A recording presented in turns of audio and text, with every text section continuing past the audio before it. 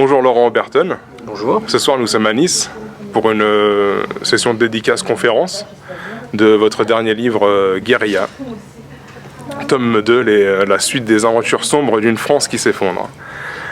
Alors, moi ce que je voulais vous poser comme question c'est, qu'est-ce que le progressisme pour vous? Parce que, à mon avis, le clivage gauche-droite est mort. Donc effectivement, on aurait d'une certaine manière la France traditionnelle, donc familiale, le sens commun, le sens patriotique, le sens du village, du groupe, de la transmission de l'héritage patriotique.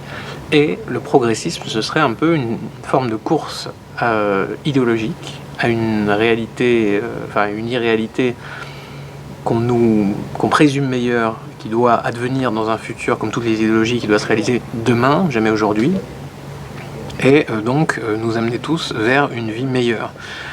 Donc qui s'appuie sur sur l'idée comme quoi on serait fait pour vivre tous ensemble et dans l'harmonie et qu'on s'en sentirait beaucoup mieux, en imaginant que les êtres humains sont totalement malléables et dépourvus d'identité, de toutes ces choses-là, et pourrait apprécier ce futur. Mais c'est pour moi une idéologie comme une autre, c'est-à-dire quelque chose de dangereux, de nécessairement coupé de la réalité, donc qui va se battre contre elle dans un premier temps.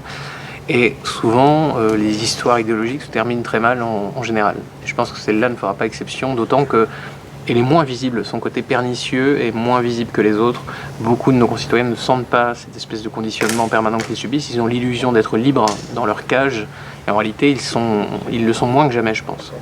Et à quel point le progressisme est lié aux lois du marché néolibéral, par rapport justement à cet humain malléable et qui ouvre de nouveaux marchés?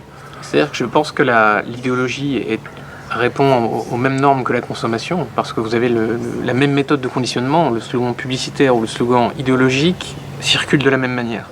L'idéologie se vend de la même manière, c'est-à-dire qu'on va utiliser le fond domestique, la demande de consommation du citoyen, on va lui fournir clé en main une manière de s'élever socialement, en quelque sorte, en adhérant à cette idéologie, de la même manière qu'il va consommer des choses qui vont, croit-il, l'élever socialement et donc améliorer son quotidien.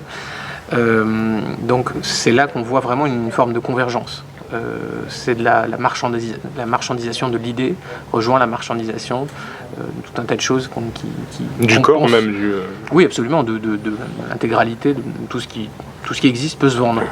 Et donc à partir de là, on a cette espèce de course permanente au renouvellement idéologique et on la subit comme le reste, j'ai l'impression.